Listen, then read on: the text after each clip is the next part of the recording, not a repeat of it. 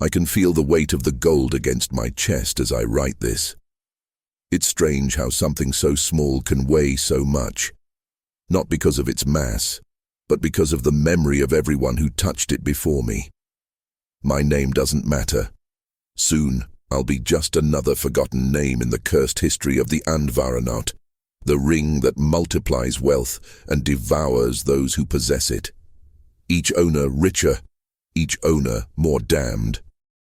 This is the story of how a circle of gold forged in the depths became the chain that binds generations of the dead. The cold of the metal pierces my skin even now. It's not the cold of the Nordic winter.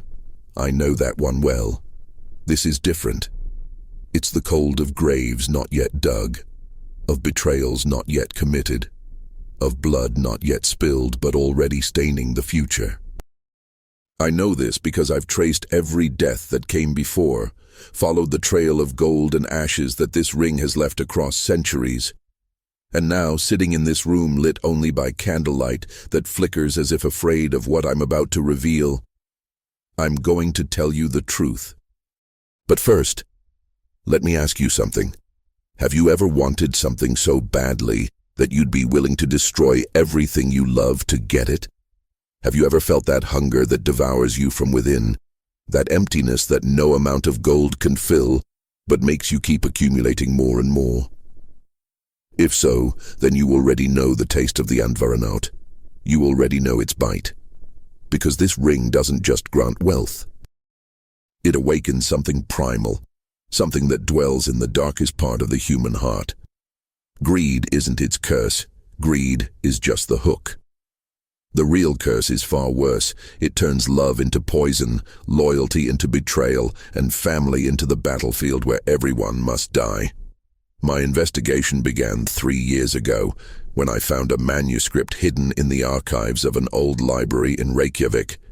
It was wrapped in seal leather, tied with cords that seemed made of human hair. Inside, written in blood that had turned brown with centuries, were the words of Andvari, the dwarf who forged the ring. His final words before Loki stole everything from him. This gold I guarded will cause the death of 2 brothers and bring sorrow to 8 princes. None shall enjoy my treasure. 8 princes. But the manuscript contained more than that. It contained names, dates, methods of death, a meticulous timeline of the destruction that followed the ring for centuries.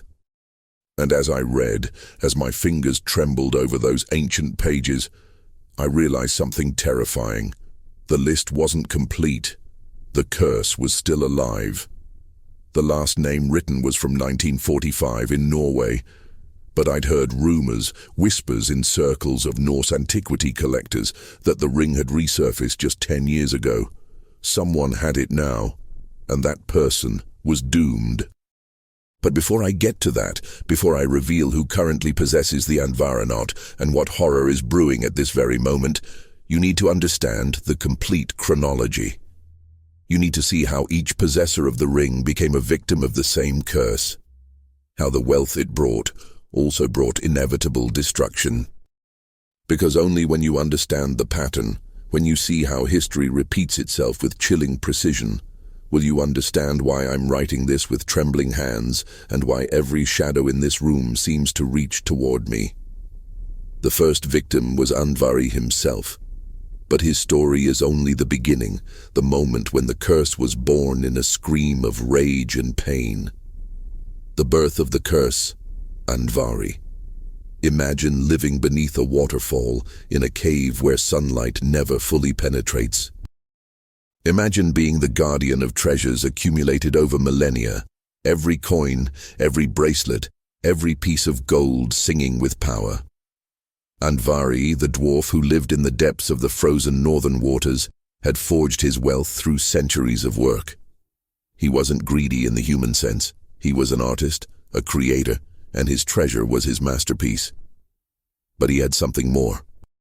Something no other being in the 9 worlds had managed to create. The Andvaranaut, a ring of red gold that gleamed as if it had a sun captured within it. This ring wasn't simply beautiful. It had the power to multiply its possessor's wealth, to attract gold like iron attracts a magnet. Andvari always wore it on his finger, and under its influence, his treasure grew to fill entire caverns. Then came Loki, the trickster god, the shapeshifter, chaos incarnate. He had accidentally killed Otter, the son of the dwarf king Hreidmar, while Otter was transformed into an otter. The Aesir gods demanded compensation: fill Otter's skin with gold and cover it completely on the outside. An impossible task that required more wealth than any god possessed. So Loki did what he did best: deceive, steal, destroy. He descended to the waterfalls where Andvari lived. Using a net borrowed from Ran, the sea goddess, he captured Andvari while he swam in pike form. The dwarf, trapped in the meshes, fought desperately.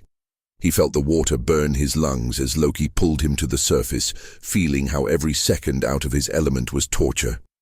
"Your gold or your life," Loki told him, his eyes gleaming with cruel amusement. "Choose quickly, little fish." What could Andvari do? He felt his gills collapse, his vision darken. He nodded. Loki brought him back to the cave, and Andvari began handing over treasure after treasure. Mountains of gold, bracelets that had belonged to forgotten kings, crowns from times before memory. Loki watched it all with greed, filling bag after bag, until his hand rested on the Andvaranaut. "Not this one," Andvari begged, his voice breaking. "Please, not this one. It's all I have left. It will allow me to recover the rest with time. Without it, I am nothing." Loki smiled. That smile that has preceded 1,000 tragedies. "Especially this one," he said, and tore the ring from Andvari's finger. In that moment, something broke inside the dwarf.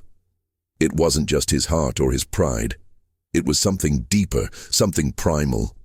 The pain transformed into rage, rage into hatred, hatred into something darker still. Words poured from his mouth like poison, like lava, like the promise of death they are. "I curse this gold. I curse this ring. Let it cause the death of 2 brothers. Let it bring sorrow to 8 princes. Let none who possess it know peace. Let every coin be a drop of blood. Let every gleam of gold be the flash of steel that will pierce hearts. Let the wealth it brings be ash in their mouths, and let them die remembering my name." Loki laughed. He laughed as he left the cave, carrying the cursed treasure. He laughed as he delivered all the gold to Hreidmar, covering Otter's skin until only one whisker remained visible. He laughed when Odin, seeing that small space remained, forced Loki to place the Andvaranaut over it. But Loki stopped laughing when he saw the expression in Hreidmar's eyes the moment the dwarf king touched the ring. Because in that instant, the curse began its work. And it would never, never stop. From what city are you watching this? Because I need you to know that the story you're hearing isn't just legend. It's a pattern that repeats, a formula for destruction that has worked for centuries. And if you know someone who's gained sudden, inexplicable wealth recently, if you know someone whose eyes shine with a hunger that cannot be sated, then maybe the curse is closer to you than you think. Please leave a comment below, telling me where you're watching from, and if you've heard similar stories in your region. This channel grows thanks to you, and only together can we keep unearthing these forgotten stories that need to be told. The first death. Hreidmar, the king who chose gold over his sons. Hreidmar was a respected king among the dwarves. Just, wise, a father of 3 sons, Otter, Fafnir, and Regin. When Otter died, his grief was genuine. He demanded compensation, not out of greed, but out of justice. A son has no price, but at least the gods would pay for their crime, and they paid. Oh, how they paid. When the last piece of gold was placed, when the Andvaranaut rested on the otter skin covering the last visible whisker, Hreidmar felt something change inside him. It was subtle at first. Just a thought. This gold is mine. No one else should touch it. No one. The gods left. Hreidmar stared at his treasure. He caressed it. He began to count it, piece by piece. His other two sons, Fafnir and Regin, watched him with growing concern. "Father," said Regin, "this gold was paid for our brother's death. It should be shared among all of us." Hreidmar turned toward him, and Regin stepped back, seeing the expression on his face. It wasn't his father's look. It was the look of something hungry, something possessive, something that saw its own children as potential threats. "This gold is mine," said Hreidmar, his voice cold as ice. "Paid for my son. You have no right to it." "Otter was our brother," protested Fafnir, stepping forward. He was the stronger of the two, a warrior even among dwarves. "His death pains us all. Don't be unjust, father." But Hreidmar was no longer listening. He grabbed the gold, dragging it toward his private chamber. He spent entire days in there, counting it, caressing it, whispering to it. He stopped eating regularly. He stopped sleeping. When Fafnir or Regin tried to speak with him, he drove them away with shouts and threats. The Andvaranaut gleamed on his finger day and night, and as it gleamed, it whispered. Not with words the ear could hear, but with thoughts that slipped directly into the mind. "It's yours, only yours. Your sons will take it from you. They're dangerous. You must protect what is yours. You must." One night, while Hreidmar slept on his mountain of gold, embracing the treasure like a lover, Fafnir entered the chamber. He carried a sword. His face was marked by tears, by rage, by something more complex than any of those individual emotions. "Father," he whispered, "this wasn't supposed to be this way." Hreidmar opened his eyes. He saw the sword. He saw his son. And instead of fear, he felt only rage because someone was threatening his gold. "Traitor," he hissed, reaching for his own weapon. But he was old, weakened by days without proper food or rest. Fafnir was young, strong, and had been pushed beyond the limit. The sword came down. Once, twice, 3 times to make sure. Hreidmar's blood mixed with the gold. And as the dwarf king died, the Andvaranaut slipped from his lifeless finger, rolled through the coins, and came to rest on a pile of bracelets, gleaming, waiting, calling to the next one. Fafnir picked it up, still trembling from what he'd just done. Regin ran in, hearing the screams. "Brother, what have you done?" "What was necessary," Fafnir answered, closing his fist around the ring. "This treasure belongs to us now. We'll share it, as it should have been from the beginning." But even as he said the words, even as Regin nodded with relief, Fafnir felt that whisper begin in his mind. That poisonous thought that had consumed his father. "It's yours. Only yours." Even Regin is a threat. The first death had occurred. The king had chosen gold over family. But it was only the beginning. Because Andvari's curse wasn't satisfied. It hadn't even begun to feed properly. The second victim, Fafnir, the brother who became a monster. Fafnir tried to resist. I swear by all the gods he tried. For 3 days after murdering his father, he tried to act normally. He spoke with Regin about dividing the treasure equitably. They made plans. They discussed what part of the gold they would use for trade, what part they would keep, how they would honor the memory of Otter and their father despite everything. But on the night of the 3rd day, when Regin finally fell asleep exhausted, Fafnir found himself standing in the treasure chamber, the Andvaranaut in his hand, staring at it fixedly.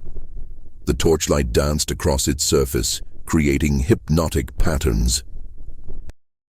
And as he looked, he could swear he saw images in the gold. Regin approaching stealthily in the night, Regin taking more than his share, Regin poisoning him to keep everything. "They're not real," he told himself. "They're just fears. Regin is my brother." Is he? Whispered a voice that could have been his own thought or could have been something else. Or is he simply the next one who wants to take from you what is yours? You've already killed once for this gold. Will you kill again? Or will you let him kill you? Fafnir shook his head, trying to clear the thoughts. He slipped the ring onto his finger, feeling how it fit perfectly, as if it had been made for him. Warmth spread through his arm, through his chest, enveloping him like a blanket. For the first time since he'd killed his father, he felt good, complete. Yes, whispered the voice, this is yours, this is your destiny, but you must protect it. You must be stronger, you must be invincible. When Regan woke the next morning, Fafnir had disappeared, and with him, all the treasure. Regan searched for him for weeks, following rumors and traces. Finally, he found evidence that his brother had fled toward the eastern mountains, toward a desolate region known as Nitahide. But when Regan arrived there and finally found the cave where Fafnir had hidden himself, what he saw made him fall to his knees in shock. Because Fafnir was no longer a dwarf, he was no longer even remotely human. He had transformed into a dragon. It wasn't a metaphorical transformation. His greed hadn't turned him into a monster only figuratively. The power of the Andvaranaut, combined with the intensity of his avarice, had twisted his body physically. Scales had replaced his skin. His hands had become claws. Membranous wings sprouted from his back. His face, still vaguely recognizable, had elongated into a snout full of dagger-like teeth. And his eyes. Oh, his eyes. They still had a flicker of humanity, of recognition when they saw Regan. But mainly they were the eyes of a predator, of a treasure guardian who would kill anyone who approached. Even his own brother. Fafnir, Regan called from a safe distance, his voice breaking. What has happened to you? The dragon lifted its enormous head. Smoke emerged from its nostrils. When it spoke, its voice was a deep roar that made the stones tremble. I've become what I needed to be, the perfect guardian. No one will take from me what is mine, not even you, brother. The treasure has driven you mad. The ring has cursed you. Cursed? Fafnir laughed, and the sound was terrible. I'm more powerful than I ever dreamed. I'll live eternally guarding my treasure. This isn't a curse, it's a blessing. But Regan could see the truth. He could see how Fafnir never left the cave, how he'd begun to smell of sulfur and death, how every part of his former life had been consumed by his obsession. His brother was dead. He died the moment he put on the Andvaranaut. What remained was simply a shell, an eternal guardian of a treasure he would never use, never enjoy, never share. Regan slowly backed away, tears running down his face. But even as he did, even as he swore he would never again approach the cursed gold, a seed was planted in his mind. A seed that would grow for decades. Fafnir must die. The treasure must be freed. And when it is, it will be mine. Because you see, the curse doesn't only affect those who possess the ring, it affects everyone who desires it. It spreads like an invisible plague, infecting hearts, twisting thoughts, turning love into hate and family into enemies. For 30 years, Fafnir lived as a dragon.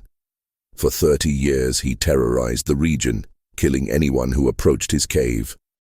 For 30 years, Regan planned his revenge, waiting for the right moment, searching for the right warrior who could kill his dragon brother. And finally, he found Sigurd. But who was Sigurd? And how could a single man face a dragon and survive? More importantly, how could he survive the curse of the Andvaranaut? The answer is simple and terrible. He couldn't. No one can. But before I continue, I need you to understand something. I need you to comprehend why I'm telling this story in such detail, why it's so important that you know every death, every betrayal, every drop of blood spilled for this cursed ring. Because the pattern repeats. It has repeated for 1,000 years. And if you don't recognize it, if you don't see the signs when they appear in your own life or in the lives of those you love, then the curse will claim another victim, and maybe that victim will be you. So please, if this story is impacting you, if you feel that chill of recognition, leave a like, subscribe to this channel. Share this with someone who needs to hear it. Because these ancient stories aren't just entertainment. They're warnings. And warnings only work if we listen to them before it's too late. The third victim, Sigurd, the hero who couldn't escape his fate. Sigurd was everything a hero should be. Young, strong, brave beyond all reason. He was the son of Sigmund, a legendary warrior, and had been raised by Regan, who taught him everything he knew about forging, combat, and honor. But what Regan never mentioned, what he kept secret during all those years of training, was his true intention. "There's a dragon in Gnitahide," Regan told him one day when Sigurd reached maturity. "It terrorizes the land. It guards stolen treasure. Someone must kill it." "Then I'll go," Sigurd responded without hesitation, because that's what heroes do. They see a problem and face it. They don't ask about curses. They don't investigate consequences. They simply act. Regan forged him a special sword, Graham, made from fragments of his father's broken sword. It was a magnificent weapon, capable of cutting through armor like paper, capable of piercing a dragon's scales. Together, Regan and Sigurd traveled to Gnitahide. But Regan didn't go all the way to the dragon's lair. He stayed behind, waiting, while Sigurd advanced alone. The young hero had dug a trench in the path Fafnir used to go to the river to drink. The plan was simple: hide in the trench and stab the dragon from below when it passed overhead. Odin, disguised as an old traveler, warned Sigurd to dig multiple trenches so the dragon's blood wouldn't drown him. Sigurd followed the advice. And when Fafnir finally passed over the main trench, Sigurd pushed Graham upward with all his strength, piercing the only vulnerable point of the dragon, the soft area under its chest. Fafnir roared, a sound that made the mountains tremble. Black, thick blood gushed from the wound, filling the other trenches. The dragon collapsed, its enormous body convulsing. "Who are you?" gasped Fafnir, his voice weak now. Sigurd emerged from the trench, covered in dragon blood. "I am Sigurd, son of Sigmund." Fafnir looked at him with dying eyes, and for a moment, for a brief and terrible moment, humanity returned to those eyes. The recognition of what he had been, of what he had lost, of what the ring had done to him. "Then, you're doomed, hero," Fafnir whispered. "The treasure I've guarded carries a curse. The gold you touch will bring your death. The ring, especially the Andvaranaut, destroys everyone. Leave it here. Flee now. It's your only chance." But Sigurd was young and believed he was invincible. He'd just killed a dragon. What curse could affect him? He laughed. "Curses are for the weak of heart. I am strong." "That's what everyone believed," said Fafnir, and with a last breath, he died. Regan emerged from his hiding place euphoric. "You did it! You killed the monster! Now cut out its heart and roast it for me. I want to eat the heart of the creature that was once my brother." Sigurd, still euphoric from his victory, did as Regan asked. He cut out Fafnir's heart and placed it over the fire. As it cooked, he accidentally burned his thumb on the heart's grease. Instinctively, he brought his thumb to his mouth to ease the pain. And in that instant, something changed. He could understand the language of the birds singing in the nearby trees, and what they were saying chilled him to the bone. Look at the stupid young man. He just killed a dragon, but doesn't see the enemy at his back. Regan plans to kill him, plans to take the treasure for himself. He should kill him first. He should take the treasure and flee. Sigurd turned slowly.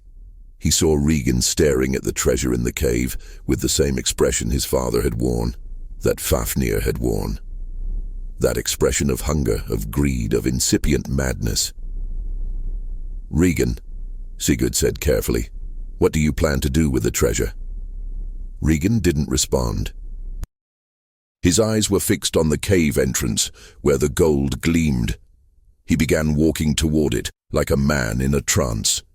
Sigurd followed him, and when they reached the treasure, when Regan knelt and began gathering gold with trembling hands, when his fingers found the Andvara note and lifted it toward the light, Sigurd saw the same gleam of madness in his eyes that Fafnir had described in his father. The birds kept singing, "Kill him before he kills you." And Sigurd, who had been raised by Regan, who owed everything to Regan, who loved him like a father, raised Gram once more. The sword came down. Regan fell upon the gold he had coveted for 30 years, his blood mixing with his brother's blood that still stained the coins. 3 members of one family, all dead. Father, son, son. The perfect circle of destruction, exactly as Andvari had cursed. Sigurd stood alone in the cave, surrounded by corpses and treasures. And slowly, inevitably, his eyes rested on the Andvaranaut. The ring had rolled from Regan's dead hand and rested on a silver bracelet. "Don't touch it," he told himself. "You've seen what it does. You've seen what it causes." But his feet were already carrying him toward it. His hand was already extending, because that's the true power of the Andvaranaut. It doesn't just destroy those who possess it. It also ensures there's always a next possessor. It always calls. It always attracts. It always finds a new finger to rest upon. Sigurd picked up the ring. He turned it in his hand, fascinated by how it captured light, by how it seemed to pulse like a living heart. He slipped it onto his finger, and he felt the whisper begin. The 4th victim, Brynhild, the Valkyrie who loved too much. Sigurd carried Fafnir's treasure, including the Andvaranaut, and became the richest man in the north. But wealth wasn't the only thing he gained from that cave. He also gained cursed knowledge, constant whispers, and a sense of unease that never completely left him. His travels led him to a mountain surrounded by a ring of magical fire. Inside the fire, sleeping on a rock, was the most beautiful woman he'd ever seen. Brynhild, a Valkyrie punished by Odin and condemned to sleep until a hero brave enough awakened her. Sigurd rode through the flames without hesitation. He awakened Brynhild. And the moment their eyes met, both felt something that no amount of gold could buy. True love. They pledged themselves to each other. Sigurd gave her the Andvaranaut as proof of his commitment. Brynhild accepted it, sliding it onto her finger, not knowing she'd just sealed her fate. "I'll wait for you," Brynhild told him as Sigurd departed to complete more heroic deeds. "No matter how long it takes, I'll wait for you." And she would have waited. She would have waited eternally. But the Andvaranaut had other plans. Sigurd's journey took him to the kingdom of the Gjukungs, ruled by King Gjuki.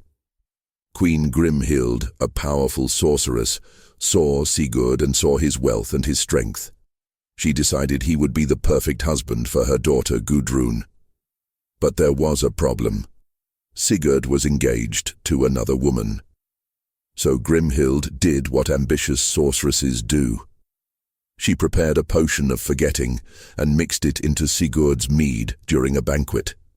Sigurd drank, and he forgot. He forgot Brynhild, forgot his promises, forgot the love he had felt like fire in his chest. When Gudrun smiled at him from across the hall, he believed he was seeing for the first time the woman he was destined to love.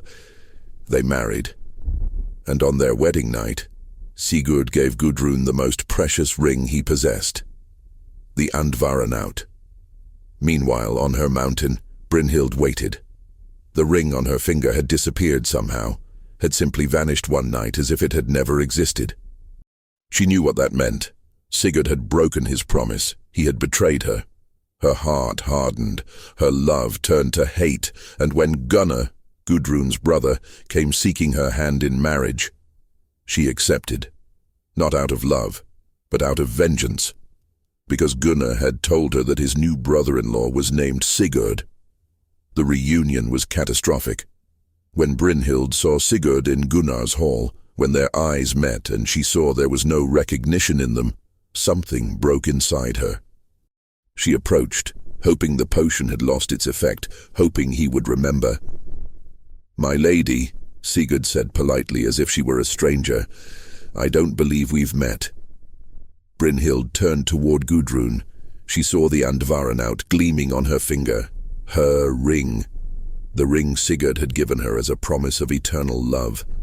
Now on another woman's hand. "Where did you get that ring?" she asked, her voice dangerously quiet. Gudrun, not knowing the volcano she was about to unleash, smiled innocently. "My husband gave it to me on our wedding night. Isn't it beautiful?" In that moment, the curse of the Andvaranaut completed its most artistic work to date. It didn't need to whisper. It didn't need to plant thoughts. It had simply orchestrated the perfect circumstances for maximum tragedy. That night, Brynhild approached her husband Gunnar. "Your brother-in-law gravely insulted me years ago," she lied, "because the ring gave her power to manipulate, to destroy, to take revenge. He dishonored my name. Only his death can cleanse the shame." Gunnar hesitated. Sigurd was his blood brother, his friend. But Brynhild was persuasive, and the Andvaranaut that Gudrun wore emitted influence over the entire family. "I cannot kill him myself," Gunnar finally said. "We swore brotherhood in blood." "Then let Guttorm do it, your younger brother. He made no such oath." Guttorm was easily manipulated. Brynhild gave him wolf and snake meat to eat, filling him with savage, bestial courage. That night, as Sigurd slept beside Gudrun, Guttorm entered the room with a sword. Sigurd woke a second before the sword came down. In that second, he saw Guttorm's face. He saw the madness there, and he understood too late that all the warnings had been real. The curse was real, and he who had killed a dragon could not defend himself from this. The sword pierced his chest. Sigurd reached for Gram, his legendary sword, and with his last breath cut Guttorm in half. Both fell dead. Gudrun woke covered in her husband's blood. Her screams woke the entire hall. She ran to where Brynhild stood. "You killed him! You killed my husband!" Brynhild smiled, but it was a smile without joy. "Yes, and now I too will die." Before anyone could stop her, Brynhild took a sword. "Build my funeral pyre next to Sigurd's," she ordered. "In death, we'll be united as we should have been in life." She plunged the sword into her heart. She fell, dying slowly, but with an expression of peace on her face, because finally the pain of the ring would end. They placed them together on the funeral pyre. The flames consumed them both. And as they burned, as smoke rose toward the sky, the Andvaranaut remained on Gudrun's finger, intact, waiting to continue its work. Because 5 people had already died for the ring. But Andvari had cursed the gold to cause the death of 2 brothers and sorrow to 8 princes. The count wasn't yet complete. Now can you see the pattern?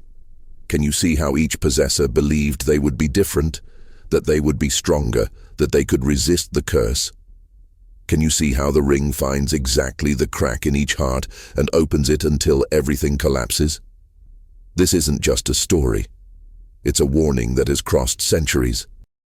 And at this point, I need to ask you something. If you're enjoying this investigation, if you want me to continue unraveling these ancient stories that remain relevant today, please subscribe, leave a like, comment from which city you're watching. This channel can only grow with your support, and only this way can I keep bringing these warnings to light. The following victims: Gudrun and the Cascade of Death. Gudrun was left a widow, destroyed by grief. But she was also now immensely wealthy. Fafnir's treasure, including the Andvaranaut, was hers. And though she swore she would never love again, though she swore the gold was cursed and she must dispose of it, she didn't. She couldn't. Years passed. Her family arranged a second marriage with Atli, a powerful king of the Huns.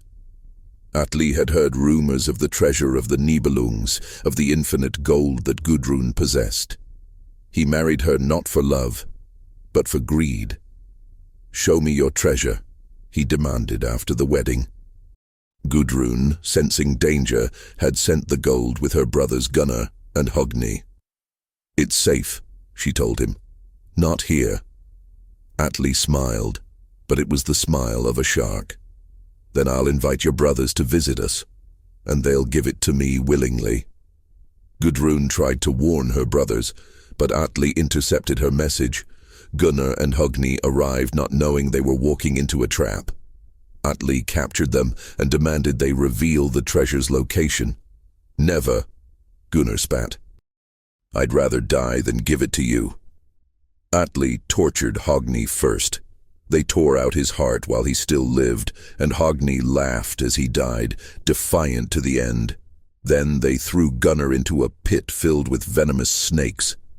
As the snakes crawled over him, as their venom began to burn his skin, Gunnar thought of the treasure.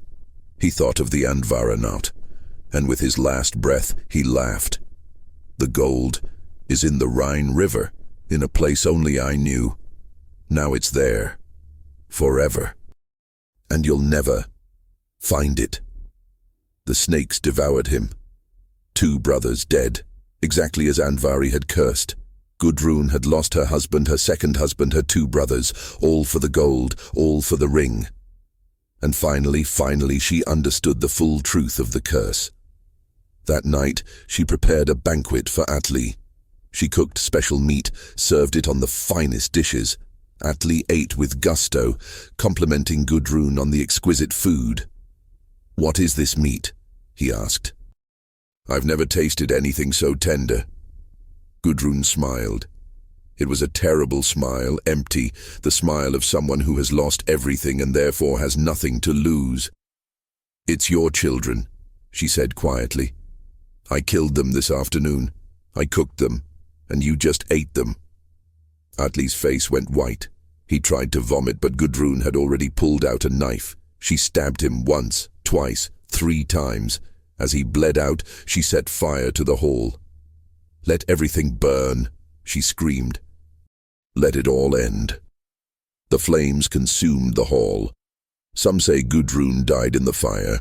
Others say she escaped and finally threw herself into the sea, the Andvaranaut still on her finger, dragging her to the depths. But the ring didn't sink with her. Somehow it always reappears. It always finds a new owner. Because curses like this cannot be destroyed, they can only be transferred. The Lost Centuries and the 8 Princes. Historical records of the Andvaranaut after Gudrun become fragmented, mixing with legend and myth. But the manuscript I found in Reykjavik filled in some gaps. It mentioned 8 princes who possessed the ring in different eras, each meeting their end in increasingly creative and horrible ways. King Ermanaric of the Gothic Empire, 4th century, he became paranoid, believing everyone conspired against him. He executed his most loyal advisors, including his own son. When the Huns invaded, his army rebelled. He died alone, in a room full of gold he couldn't save. King Gundahar of Burgundy, 5th century. The treasure of the Nibelungs fell into his hands. He prospered briefly before Attila the Hun massacred all his people. It said Gundahar offered the Andvaranaut to Attila to save his life. Attila took it and killed him anyway. Attila the Hun, 5th century. The most feared conqueror of his era died on his wedding night, drowned in his own blood from a nosebleed. Some say his young wife murdered him. The ring disappeared from his finger that night. King Theodoric the Great, 6th century, a wise ruler who became tyrannical in his final years. He executed his most trusted advisor for imagined treason. He died believing his victim's ghost haunted him, screaming that snakes were coming out of his food. King Alfonso VI of Leon, 11th century, he gained massive wealth after finding buried treasure. A year later, his 3 sons died in strange circumstances. He himself died shortly after, poisoned by someone from his own court. Count Dracula of Wallachia, 15th century Vlad III, known as the Impaler, supposedly possessed a ring that multiplied his treasure. His legendary cruelty and eventual assassination by his own men follow the pattern perfectly. King Christian II of Denmark, 16th century, known as Christian the Tyrant. He ordered the massacre of 100 Swedish nobles. He was deposed, imprisoned for 27 years, died insane and alone. An anonymous Norwegian collector, 1945. The manuscript ended with this cryptic entry. Found in the ruins of Berlin. Brought to Oslo. The collector died 3 weeks later in a fire that consumed his entire house, but left intact the safe where he kept the ring. All his heirs killed each other for the treasure. The ring disappeared in the chaos. 8 princes. Hundreds of years. Thousands of deaths if you count everyone collaterally affected. And every time, the same pattern. Wealth followed by paranoia, followed by violence, followed by death. The current possessor, a final warning. This brings me to the present, to the reason I'm writing this with hands that cannot stop trembling. 2 weeks ago, I received a message from an anonymous user on a Norse antiquity collectors forum. The message simply said, "I have it, the Envarinat. It's real, and you're right about everything." I responded immediately, asking for proof, asking him to tell me where he'd found it, begging him to return it, to bury it, to throw it into the deepest sea. He didn't respond. 3 days later, I found a news story. An antiquities collector in Bergen had died under mysterious circumstances. His family was fighting over his inheritance. Police suspected homicide, but there was no clear evidence. I hired a private investigator to verify. He confirmed that the collector had recently acquired an ancient gold ring from an anonymous seller. The ring had disappeared from the crime scene. That was 4 days ago. Since then, I've been tracking every lead, every rumor. And this morning I received a package. It had no return address. Only my address, written in handwriting that seemed shaky, hurried. Inside was a note in a small velvet box. The note said, "I know who you are. I know what you've been researching. You're right. The curse is real. Every word is true." I bought it thinking it was just a valuable historical piece. But since I've had it, since I put it on just once, I've felt things. Thoughts that aren't mine, impulses I don't recognize. My wife says I've changed. My children are afraid of me. Last night I dreamed I killed them all and woke up happy. I can't keep it, but I also can't simply dispose of it. Something stops me every time I try. It's as if the ring won't let me release it. I'm sending it to you. You're the expert. Find a way to break the curse, or at least warn the world. Because if you don't, if you let this keep circulating, more families will be destroyed, more blood will be spilled. Please, help me. Help all of us. The note wasn't signed. With trembling hands, I opened the velvet box. Inside, resting on black silk, was a gold ring. It gleamed even in the dim light of my office. It was beautiful in a way that defied description. I could see why generations of men had killed for it, had died for it. It seemed to sing with promises of power, of wealth, of everything a human heart could desire. And as I looked at it, as my fingers moved involuntarily toward it, I heard a whisper, very soft, almost imperceptible. "Put me on. Just once, just to see how it feels, just to truly understand the story you've been telling." I slammed the box shut. My hands trembled so much I almost dropped it. Because in that moment I understood the most terrifying truth of all. You cannot break a curse like this. You cannot destroy the Andvaranaut. The curse is part of its very essence, woven into every molecule of gold, engraved in every atom. It's an object that shouldn't exist, that violates the fundamental laws of what should be possible. It's human greed turned into physical form, the darkness of the human heart given substance. All I can do is what I'm doing now. Warn. Tell the complete story. Make sure the next person who finds this ring, who sees it at an auction or in an antique shop or in a forgotten inheritance, knows what it is, knows what it does. Because Andvari's curse wasn't just about the ring, it was about us. About human nature. About how the possibility of infinite wealth blinds us to everything else, how it turns us into monsters, how it destroys everything we love. The Andvaranaut doesn't create greed. Greed already exists in us. The ring simply amplifies it, focuses it, turns it into a force so powerful it consumes everything else. Now I'm sitting here, in my office at midnight, staring at the velvet box on my desk. The ring is inside. I can feel it, even without seeing it. I can feel how it calls to me. Part of me wants to open it again, just to study it, just to document it properly, just to... No. Tomorrow, I'm going to take it to a safe place.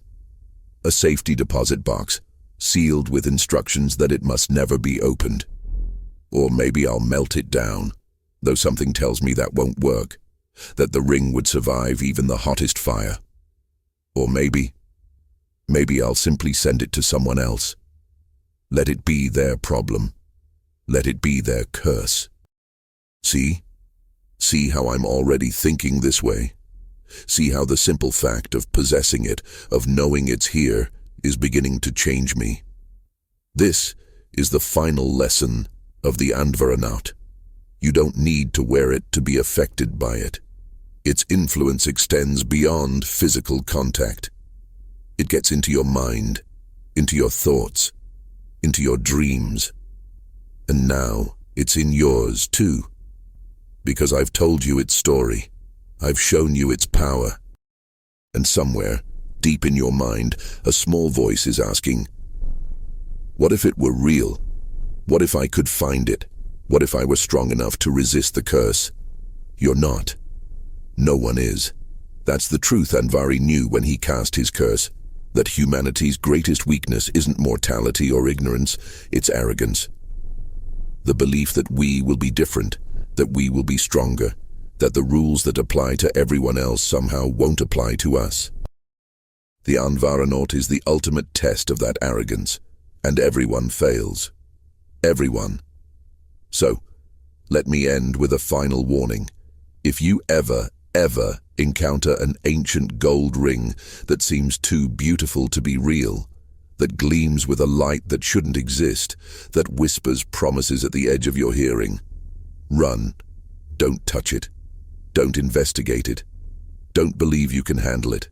Because the last thing I want is to have to write the next section of this story. The section that bears your name. The section that describes how you believed you would be different. And how the curse proved once again that no one escapes the Andvaranaut. No one. I'm sorry, I couldn't resist. Just once. Just to see. From what city are you watching this? Because this tale of the Andvaranaut, the ring that eats families, isn't just entertainment. It's a warning that has traveled across 1,000 years. If this story has impacted you, if you felt that chill of recognition, leave a comment, subscribe to the channel, leave a like. These ancient stories survive because we tell them, because we share them, because we refuse to forget the lessons our ancestors paid for with blood. And only together, keeping them alive, can we ensure that the curses of the past don't claim more victims in the present. May the gods protect your path, and may you never find what Andvari lost. Vikings of horror, where Norse legends reveal their darkest secrets.